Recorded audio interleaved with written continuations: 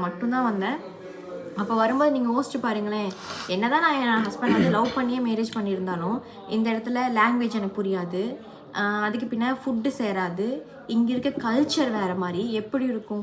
ரொம்ப கஷ்டப்பட்டேன்னா இங்கே கஷ்டம் எனக்கு கொடுக்கல. பட் என்னென்னா புது இடமே, நமக்கு தெரியாத ஒரு பக்கம் போகிறோமே எப்படி இருக்கும்னு சொல்லிட்டு ரொம்பவே கஷ்டமாக இருந்துச்சு. அந்த இடத்துல வந்து என் ஹஸ்பண்டை மட்டும்தான் நம்பி வந்தேன். அங்கேருந்து இவர் சொன்னார், நான் இருக்கேன் நீ வா அப்படி சொன்னார். அதுக்கு பின்னே நான் அங்கேருந்து இங்கே வந்தேன். சத்தியமாக இதுதான் உண்மை. வந்த பின்னே எங்கள் அம்மாவுக்கும் விட ரொம்ப கஷ்டம். ஏன்னா தனியாக புள்ள போகிறதுன்னு சொல்லி எங்கள் அம்மா ரொம்ப ரொம்ப ஃபீல் பண்ணாங்க. ஆனால் என்ன பண்ண முடியும், சிச்சுவேஷன். அப்போ அங்கேருந்து இங்கே வந்தோம். வந்த பின்னே எனக்கு தெரியாது என் அத்தை மாமா எப்படி இருப்பாங்க. நான் நினச்சேன் மற்ற அத்தை மாமா மாதிரி குடும்பம் அந்த மாதிரிலாம் இருக்கும் தெரியுமா, அப்படி இருப்பாங்க அப்படின்லாம் நினச்சேன். பட் அதுக்கு ஆப்போசிட்டாக தான் எனக்கு நடந்துச்சு. ஏன்னா எனக்கு அப்பா டெத் ஆகிட்டார் இல்லையா, எனக்கு அப்பாவுக்கு ஒரு அப்பாவாக எனக்கு என் மாமனார் எனக்கு கிடைச்சாரு. அதுக்கு பின்னே என் அப்பாவுக்கு இன்னொரு அப்பாவாகவும் என் ஹஸ்பண்ட் எனக்கு கிடைச்சாரு.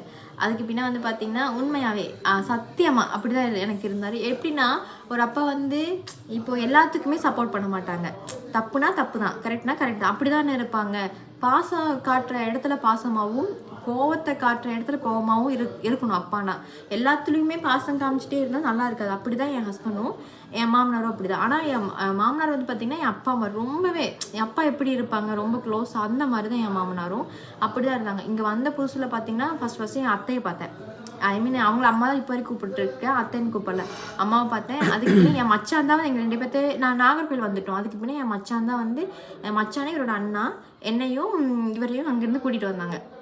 அப்போ தான் ஃபஸ்ட் அவங்க மூஞ்சி எல்லாத்தையும் நான் பார்க்குறேன். ஏன்னா மேரேஜ் டைமில் பார்த்தேன், ஆனால் அவ்வளோலாம் பேசலைல்ல. அதுக்கு பின்னே இங்கே வந்து பின்னே அப்போ தான் அவங்கள ஃபஸ்ட் டைம் பார்க்கும்போது பயமாக இருந்துச்சு. இவங்கனால பார்க்கும்போதெல்லாம் எனக்கு ரொம்ப பயமாக இருந்துச்சு, உண்மையாகவே பயமாக இருந்துச்சு. அப்புறம் இங்கே வந்து பின்னே அம்மா ஃபஸ்ட்டு வந்து தண்ணி இருக்குல்ல, தண்ணி காய வச்சு கொடுத்தாங்க. அப்போ நான் குளிச்சு பின்னே இவங்ககிட்ட எப்படி பேசலாம், எப்படி பேசுறது. இவங்க இப்போயுமே ஒரு சில விஷயங்கள் வந்து இவங்க பேசும்போது எனக்கு புரியாது, இப்போயுமே புரியாது. அதுக்கு பின்னா ஃபுட்டும் அப்படி தான், ஃபுட்டும் இப்போ வரைக்கும் செட் ஆகலை. இருந்தாலும் எனக்கு செட் ஆகிற மாதிரி என் ஹஸ்பண்ட் வந்து பார்த்திங்கன்னா வெஜிடபிள்ஸ் இல்லை சில டைம் வந்து இவர் செஞ்சு கொடுப்பாரு. இல்லைனா என் அத்தை தான் மோஸ்ட்லி பார்த்திங்கன்னா அம்மா இருக்கும்போது அம்மா ஃபுல்லாக செஞ்சு கொடுப்பாங்க. அம்மா 1 வீக் இங்கே இருந்தாங்க, அப்போ அம்மா செஞ்சு கொடுப்பாங்க. அம்மா இல்லாத டைம்லேயும் அத்தை தான், இப்போ வரைக்குமே அத்தை தான், ஃபஸ்ட்டுலேருந்து இப்போ வரைக்குமே அத்தை தான். மேரேஜ் பண்ணி ஃபஸ்ட் டைம் வந்து பார்த்திங்களா, அப்போ இருந்து இப்போ வரைக்கும் என் அத்தை தான் எனக்கு சமைச்சிட்ருக்காங்க, சமைச்சு கொடுத்துட்டு இருக்காங்க. அப்புறம் வந்து அரிசியில் பார்த்திங்கன்னா அங்கே வந்து வேறு மாதிரி அரிசி இருக்கும், இங்கே வந்து பார்த்திங்கன்னா வேறு மாதிரி அரிசி இருக்கும்.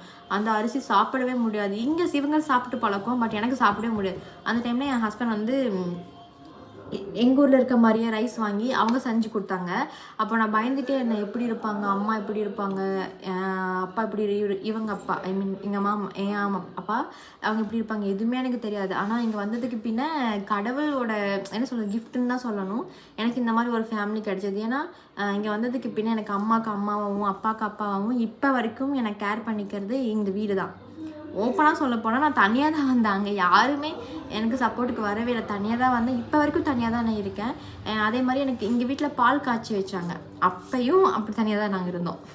அப்பையும் பார்த்தீங்கன்னா என் அம்மா என் தங்கச்சி மட்டும்தான் எனக்காக வந்தாங்க. இங்கே இருக்கவங்க எல்லாருமே கேட்டாங்க, என்னன்னா உனக்கு சொந்தக்காரங்க யாருமே இல்லையா, யாருமே வரலையா அப்படிலாம் கேட்டாங்க. அப்போ கூட என் ஹஸ்பண்ட் வந்து எனக்காக சப்போர்ட் பண்ணி தான் நின்னாங்க. அந்த இடத்துல வந்து என்னை விட்டு கொடுக்கல, சப்போர்ட் தான் நின்னாங்க. அப்பையும் சரி இப்பையும் சரி.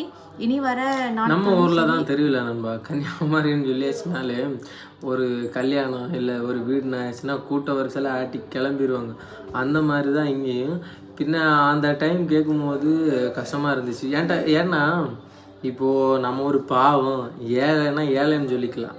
நார்மலாக அப்போது ஏழை இல்லை, நமக்கு சாப்பாட்டுக்கான வழி எல்லாத்துமே இருக்கிறவங்க தான். இப்போ கேட்டாங்க, ஏன் அவங்க இந்த அம்மா 3 பேர் தான் வந்திருக்காங்க, என்னாச்சு மற்ற ஆட்கள் எல்லாம் எங்கே அப்படின்னு கேட்கும்போது நான் ஒருத்தர் சொன்னேன், பாவம் அவங்களுக்காக கடவுள் வச்சது அந்த 3 பேர் தான், அதையும் தாண்டி போய் சேர்ந்தது நான் தான். அதனால் நாம் தான் இருக்கோம், மற்றவங்க வருவாங்க அப்படின்னு சொல்லி மட்டும் விட்டுட்டேன். இன்னைக்கு வருவாங்க, இப்போது டைம் இல்லை அப்படின்னு ஏதோ சொல்லி சமாளித்து வச்சான்.